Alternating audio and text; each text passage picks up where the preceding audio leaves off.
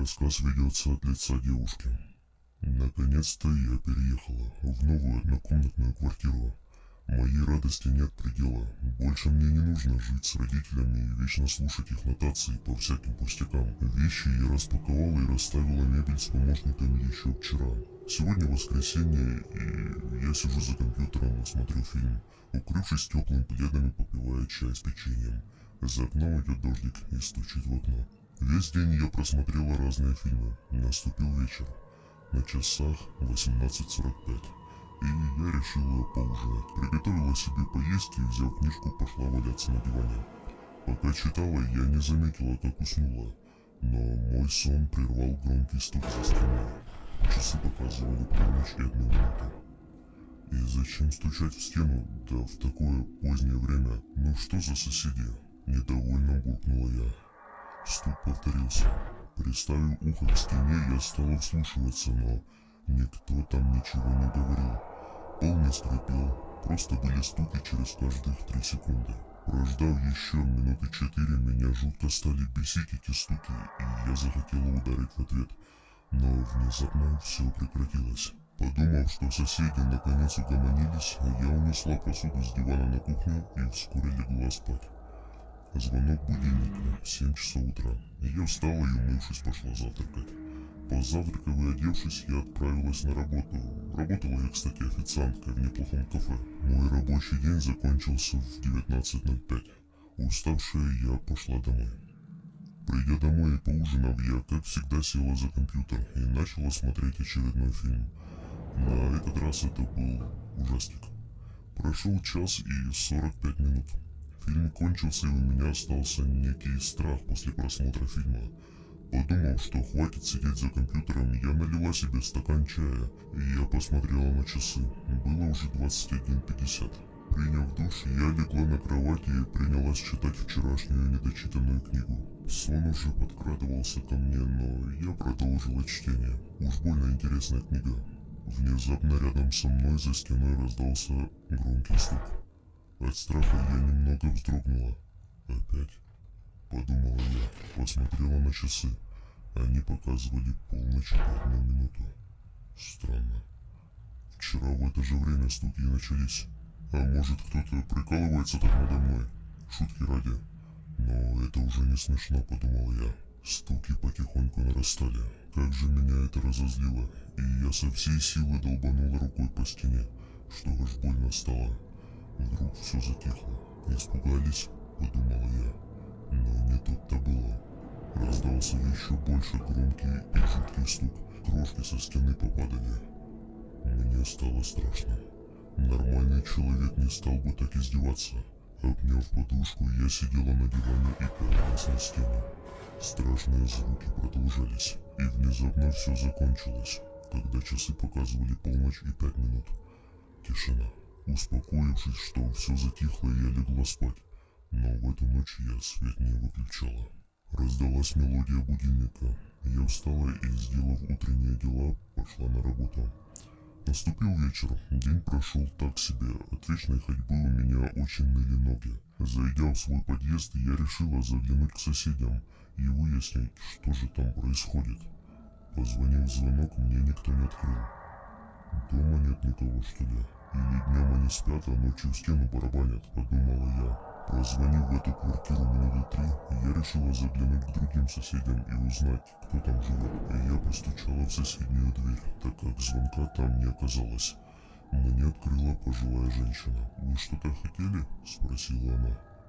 «Здравствуйте, я хотела узнать, кто живет здесь», – сказала я, указав пальцем на ту квартиру. Да там же живет 39-летний мужчина по имени Павел со своей 9-летней дочкой Алисой. Но их уже неделю как нет дома, они вроде бы уехали в какую-то деревню к бабушке Алисы», — сказала женщина. «Как уехали?» — спросила я немного шокированным голосом. «Да вот так, скоро должны вернуться, наверное. Ой, у меня сейчас там блины сгорят», — сказала женщина. «Ладно, простите, если отвлекла вас, и спасибо за информацию». И я ушла в свою квартиру. Никого нет дома. Но кто же тогда в стену долбит? Женщина не должна вроде обмануть или подшутить, она уже не в том возрасте. Тогда что же это? Часы показывали 20:02. Мне ничего не хотелось делать. Я с ужасом ждала полуночи. Но время идет, и вот настала полночь. Я села на диван и, сильно обняв подушку, стала смотреть на стену. Я уже покрылась холодным потом, по телу начали бегать мурашки. Сердце начало бешено колотиться. Еще 10 секунд. 5. 1. И вот он. Жуткий стук в стену. Я от страха содрогнулась, сжал подушку сильнее. У меня на глазах появились слезы. Я сильно зажала уши, но это не помогло. Стук был очень громкий. Полночь 5 минут. Стук в стену прекратился. Спать мне совершенно уже не хотелось, и я просидела всю ночь на кухне. Но к 5 утра меня начало покачивать, и я уснула. В 7 утра прозвенел будильник, и вскоре я ушла на работу. Рабочий день закончился, пора домой. Но, честно, я хотела бы остаться на работе, ибо домой идти не было ни малейшего желания. А если переночевать у родителей, подумала я и стала набирать номер мамы. Гудки. «Мам, привет, можно я переночую у вас? Мне одиноко одной, да и соскучилась я по вам». «Ну ладно, в другой раз так в другой раз. Желаю хорошо провести время», — ответила я и сбросила трубку. Делать нечего, я пошла к себе домой.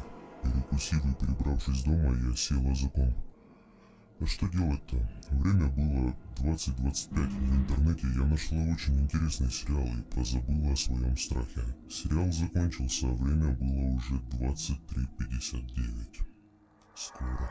Я решила выйти в подъезд, чтобы не слышать этот ужасный стук в стену. Но пока я накидывала халат, все началось. Раздался тот самый стук.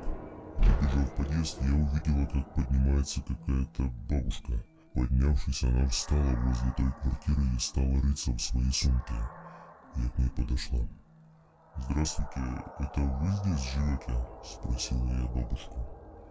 «Здравствуй. Нет, здесь живет зять мой с внучкой. Но они телефон уже неделю не берут. Вот я и решила к ним приехать. И как раз зять мне дал запасной ключ». «В смысле? А мне соседка сказала, что они к вам неделю назад уехали. Кстати, а где мать Алисы?» «Нет, они не приезжали ко мне. Мама Алисы погибла в автокатастрофе», — сказала бабушка. «Понятно.